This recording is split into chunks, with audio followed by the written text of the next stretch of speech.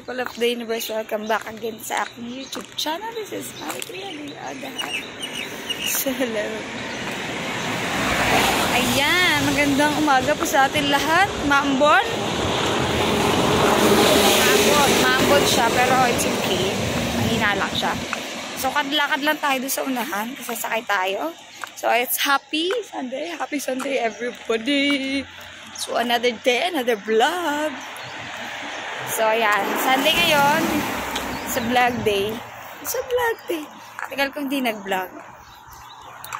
Ayun. Yung mga post ko, mga late ano na yun. Late upload. So, ayan. Today is Sunday. So, Feb 4 ngayon. Diba? Feb 4. So, mag-ano tayo. Nalabas tayo today. Church, syempre. Maga tayo. It's around 8 o'clock na. So, mamalengke tayo. Tayo yung magluluto today for lunch. So, pero yung mga kasama kayo magluto, mamalengke lang kami. Kasi busy ako. Magsusupport ako sa GIC later. So, hindi ako makapagluto. Makastay sa kitchen. So, yun, it's okay kasi marami naman kami sa group namin. So anyway, yeah, today is Sunday, holiday. It's our rest day actually. So, ang medyo mahangin, medyo pero hindi siya ganun kalamig. Sakto lang siya. Ngayon nga medyo, dapat expected ko malamig ngayon eh. But sabi nila, sa Chinese New Year. Friday, start nung Chinese New Year, Friday until 10 to 12. At 12 to 13, yun, ang Chinese New Year. So, holiday namin yan dito dito sa Hong Kong. So, ayan yung mga statutory, isa sa mga statutory holiday. So, statutory, yung yun dito, yung normal holiday ng mga Chinese. So, kasama rin tayo sa holiday na yun. So, yan, isa sa mga maganda rin dito yan sa Hong Kong. Pag nandito kayo nag-decide magtrabaho is may mga rest day kayo, may statutory holiday, iba pa yung rest day nyo for a week, yan. So, kaya maganda mag-work dito. Kasi yan, may freedom ka to go out, yung meron kang, pwede ka mag-church, yan, maraming Christian church dito, open sila dito. Kahit may mga Muslim nga dito, may mga may mga sister tayo, mga Indian, Indonesian, yan. So, sa church namin, sa Christian church, meron kami Indonesian, yan sa amin, Filipino. Tapos sa Solomon Porch, international, meron din. So, mixed doon. Ayun naman sa central yun, yung main church namin. So, yeah. So, masaya. Masaya dito. And more freedom pag nagtrabaho ka dito as a domestic helper kasi talagang kahit paano nasusunod mo yung rights ng mga helper. Syempre hindi yung mga minor nagkakaroon lang dito ng minor what do you call that, minor issues sometimes, like that food, when it comes to food, yung rest. Ayun yung normally na mga naririnig ko, yung treatment, kasi ba, na yan, parang global na yan eh, global situation. Ay, sila mama. So, ayan, continue tayo sa chinichika ko. So, ayun, kung makapag-decide kayo magtrabaho dito sa Hong Kong, ayun yung expectation na maganda. Ayan, andyan na yung bus, iikot yan. Ayun yung bus sa sasakyan ko, ikot yan dito. So, ayun expectation na kailangan na maganda dito is mas open, mas more freedom dito pag dito ka nag-decide magtrabaho as a domestic helper.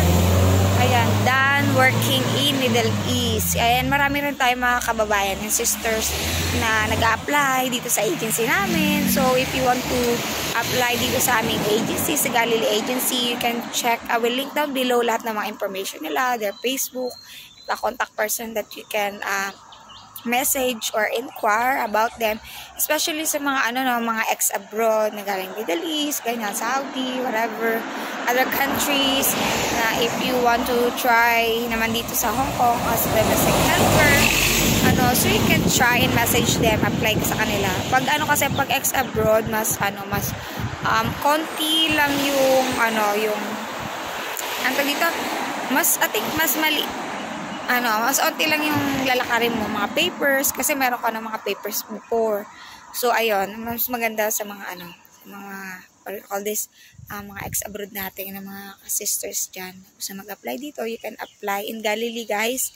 And, mas, legit talaga, masasabi ko talaga siya na legit and trusted na, na agency talaga, na hindi kayo pababayaan from the start until you get here in Hong Kong. So, ayun nga, yung nandito ako, sila yung nagdala sa akin ever since.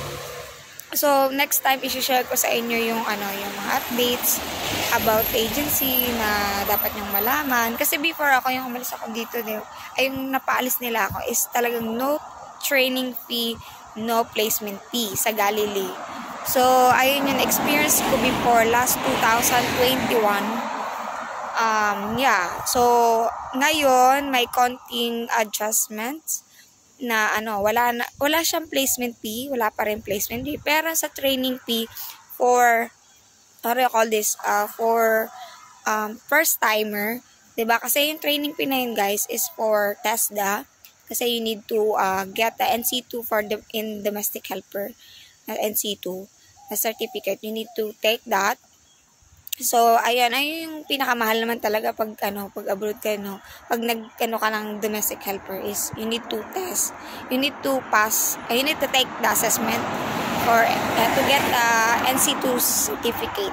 So, for domestic helper. So, ayun lang yung medyo pricey. Normally na mga narinig ko sa mga vlog nan before, mga 30 something or 15 something actually sa experience ng ibang kabatchmate ko. Talagang ganon, yung ibang mga experience na sinishare nalaga yan, 15,000 and above. Ayan.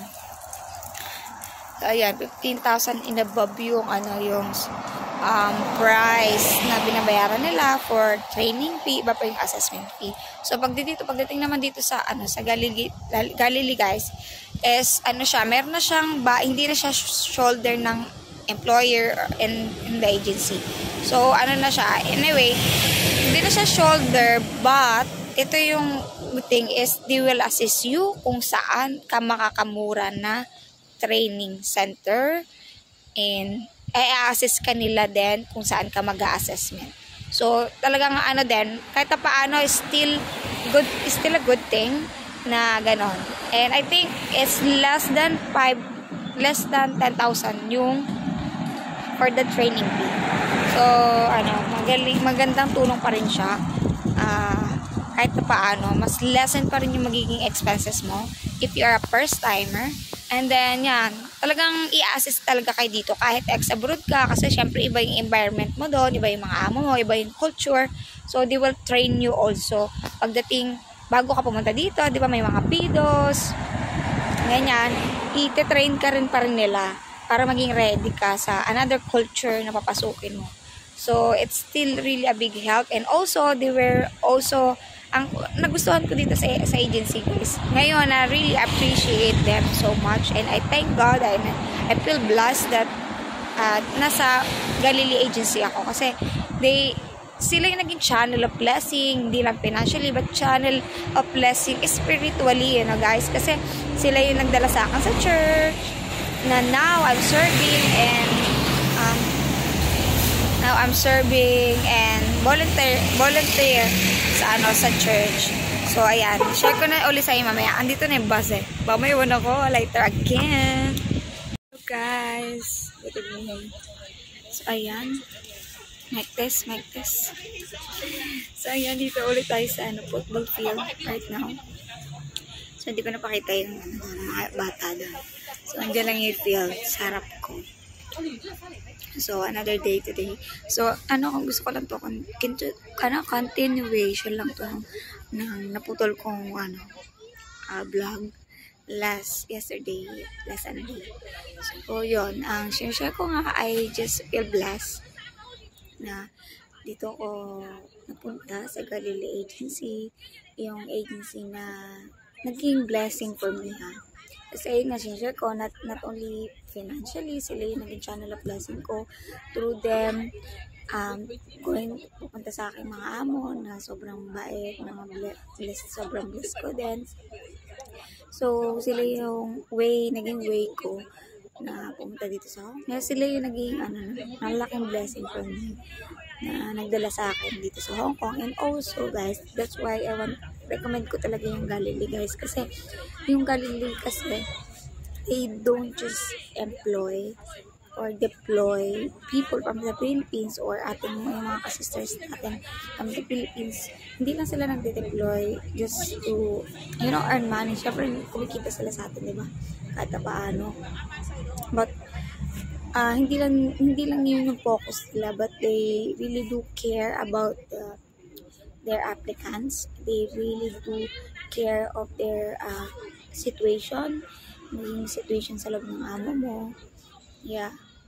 And then also, talagang keep in touch talaga kayo sa mga sa agency. And also, and also, they really encourage you. Kasi dito, pag bago ka pag nag-apply ka sa kanila, they will ask you if you are willing to commit 12 Sundays. Once na nag-arrive ka dito, 12 Sundays na mag-attend ka ng training dito sa Hong Kong. And then, mag-attend ka rin ng service.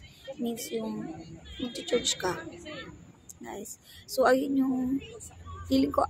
For me, that was the best blessing that I ever received. Kasi doon ako nagkaroon ng relationship kay Lord. Doon ako nagkaroon ng encounter sa Kanya. Doon ako mas, alam mo yun, namulat sa katotohanan. Alam mo yun? Kasi ako like mo share isa akong I was lost before I got here in Hong Kong. So, sila yung naging tulay kung paano ko na-meet ulit si Lord, kung paano ako nagbalik loob. Alam mo yun? Paano ko ngayon na iba na yung perspective ko sa buhay.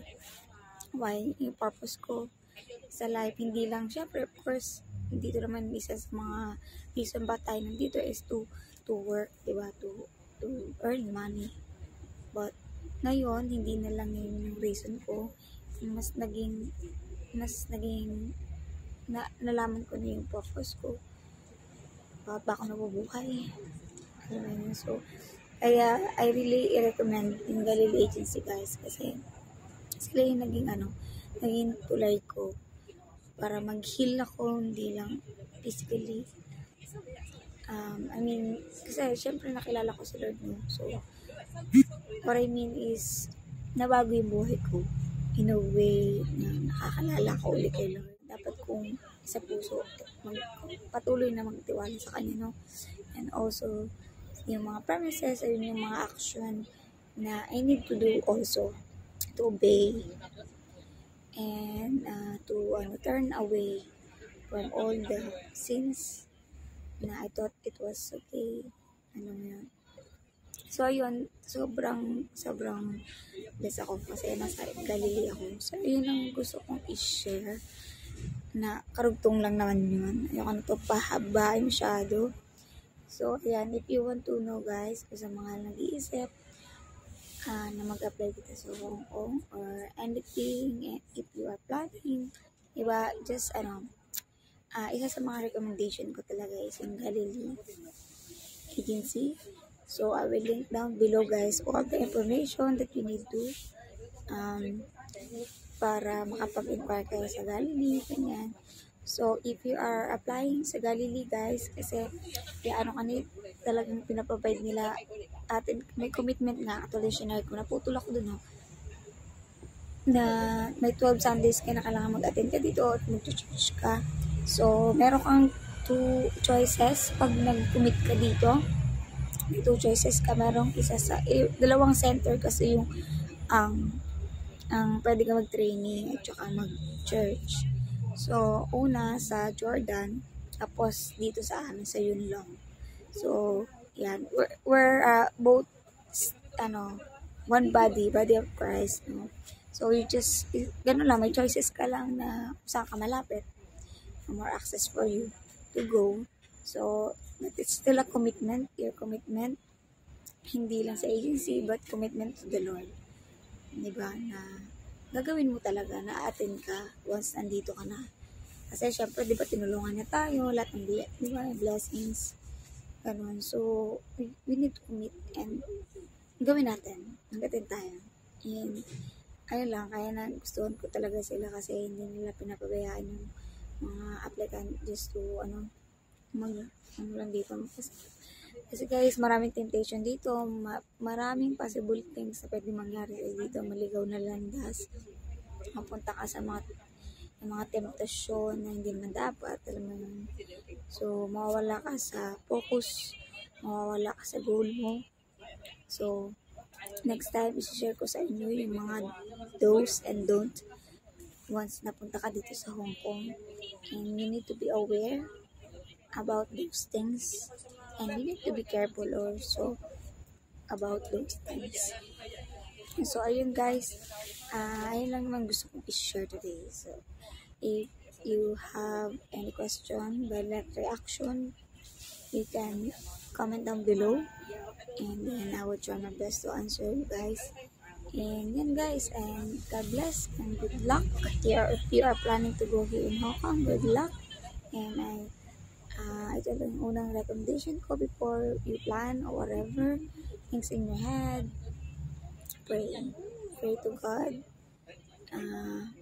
You surrender everything to God.